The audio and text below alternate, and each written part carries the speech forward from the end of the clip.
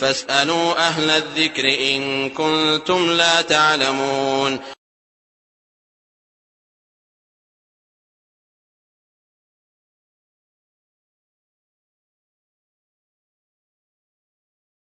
আসসালামু আলাইকুম রহমতুল্লাহি ওয়া বারাকাতুহু।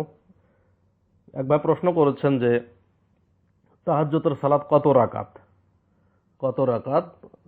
তিনি শুনেছেন কেউ বলে 2 রাকাত, কেউ বলে 4 রাকাত। আসলে সহি কোনটা? জবাবে বলবো, রাসূলুল্লাহ সাল্লাল্লাহু আলাইহি ওয়াসাল্লাম রমাজানের ভেতরে এবং বাইরে রাত্রের সালাত 11 রাকাতের বেশি পড়েন নাই। এ মর্মে স্পষ্ট সহিহ হাদিস এসেছে, আয়েশা রাদিয়াল্লাহু তাআলা আনহা বর্ণিত হাদিস।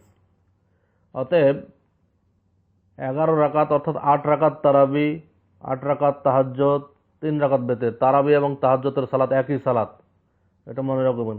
তাহাজ্জুদ এবং তারাবির সালাত একই সালাত। রমাদান মাসে যেটা তিনি প্রথম রাত্রে পড়েন সেটা হবে তারাবি, আর যদি রমাদান মাসে হোক শেষ রাত্রে পড়েন বা অন্য মাসে যেটা পড়া হয় শেষ রাত্রে উঠে সেটা হবে তাহাজ্জুদ, একই সালাত। তো সেটা 8 রাকাত। 8 রাকাত রাসূল সাল্লাল্লাহু আলাইহি সাল্লাম 8 রাকাত তাহাজ্জুদ পড়েছেন।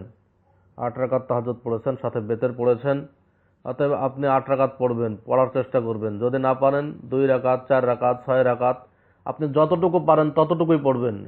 যতটুকু পড়বেন ততটুকুর জন্য আপনি ফজিলত পাবেন, এতে কোনো সমস্যা নেই। এমন নয় যে 8 রাকাতের কমই পড়া যাবে না, তা নয়।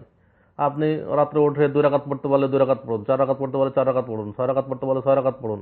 রাসূল সাল্লাল্লাহু আলাইহি সাল্লাম 8 রাকাত পড়েছেন, যেহেতু তিনি এর বেশি পড়েন নাই সেহেতু এর বেশি না পড়াই ভালো। আপনি এর মধ্যে সীমাবদ্ধ থাকবেন।